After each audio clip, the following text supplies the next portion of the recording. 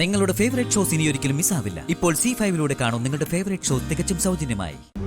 ദിനേശൻ എന്താ ഇതിപ്പോ എന്നോട് പറയുന്നത്? എനിക്കൊന്നും മനസ്സിലാവുന്നില്ല.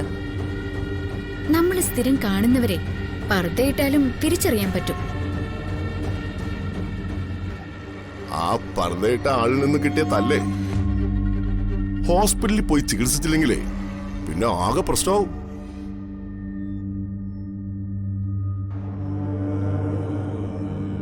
കുറച്ച് കഷ്ടപ്പെട്ടെങ്കിൽ എന്താ, ആ വലിയ സത്യം തെളിയിക്കാൻ പറ്റിയില്ലേ?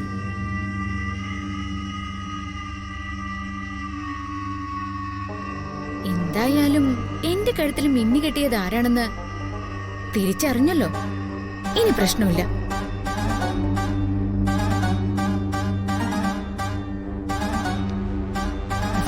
നിങ്ങൾ ഇതെന്തൊക്കെയാ പറയുന്നേ?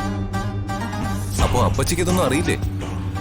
ദിനേശൻ എന്താ സിനിമ കഥയാണെന്ന് പറഞ്ഞു തുടങ്ങിയതാ. അതെന്താ ഏതാന്നൊന്നും എനിക്ക് ഇതുവരെ മനസ്സിലായിട്ടില്ല. അതെ, ഇവിടുത്തെ റൂമുകളൊക്കെ ഒന്ന് ചെക്ക് ചെയ്താ എന്താണെന്ന് എല്ലാവർക്കും മനസ്സിലാവുമല്ലോ. എന്ത് മനസ്സിലാവൂന്ന്? അല്ല, ഒരു പർദ്ദ കണ്ടുകിട്ടിയെന്ന് വരുമല്ലോ. ശരിയാ, എന്നാ നമുക്ക് ഇവിടെ എല്ലാം ഒന്ന് നോക്കിയാലോ? എല്ലാരും ഒന്ന് എങ്ങോട്ടാ? ഇവിടെ റൂമുകളിലൊക്കെ ഒന്ന് നോക്കാം. അത്ര പെട്ടെന്നൊരു പർദ്ദ മാറ്റി മറ്റെവിടെ ഒളിപ്പിക്കാനാ? അതെ, നോക്കാമേ. സിനിമ കഥയാണെന്ന് പറഞ്ഞ് ഇവിടെ മുറികളിലൊക്കെ കയറി അന്വേഷിക്കുന്നത് എന്തിനാ? എന്ത് കാര്യം അതുകൊണ്ടുള്ളത്? അപ്പച്ചി ഒന്ന് മാറിയെന്നേ, ഞങ്ങൾക്ക് ചില സംശയങ്ങളൊക്കെ ഉണ്ട്. എന്ത് സംശയം? പറയ്. അത് എന്താ കാര്യം പറയ സഞ്ജു, ഞാൻ മറുപടി പറയാം. ഒരു ഇൻഫർമേഷൻ കിട്ടിയിട്ട് തന്നെയാണ് ഞാൻ അവിടേക്ക് ചെന്ന്. പക്ഷേ കവിത ഇളയമ്മയായി അതിനൊരു ബന്ധവും ഇല്ല.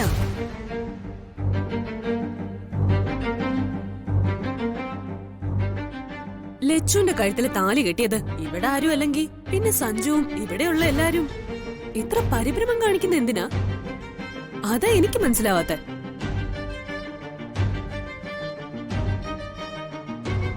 വെറുതെ ഏതോ സംശയത്തിന്റെ പേരില് സംഘം ചേർന്ന് മറ്റുള്ളവരുടെ ബെഡ്റൂം പരിശോധിക്കാം. സത്യത്തില് ഇതൊക്കെ ചീപ്പ് ഏർപ്പാടാ.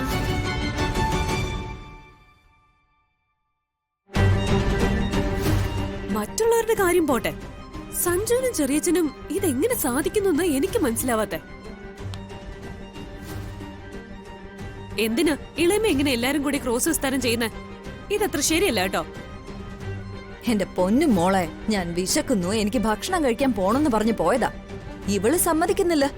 എന്നെ പിടിച്ചു നിർത്തി എന്തോ സിനിമാ കഥ പറയാ. ഇളയമ വരൂ, വിശക്കുന്നല്ലേ പറഞ്ഞ്, എന്തെങ്കിലും കഴിക്കാം വന്ന്.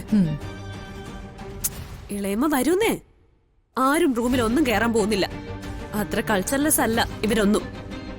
വാ. കണ്ടില്ലേ, നമ്മൾ ഇതെല്ലാം പറഞ്ഞപ്പോ അവരുടെ ഭാവം കണ്ടില്ലേ? സംശയമില്ല, മുത്തശ്ശനും മുത്തശ്ശിയും പിടിച്ചു കിട്ടിയത് കവിത അപ്പച്ചി തന്നെയാ. ഇത്രയും വലിയ ക്രൂരതകൾ ചെയ്യാൻ മടിക്കാത്തവരവര്. ഇനി ഈ വീട്ടിൽ ആരെയും കൊല്ലാൻ അവര് മടിക്കില്ല. സൂക്ഷിക്കണം.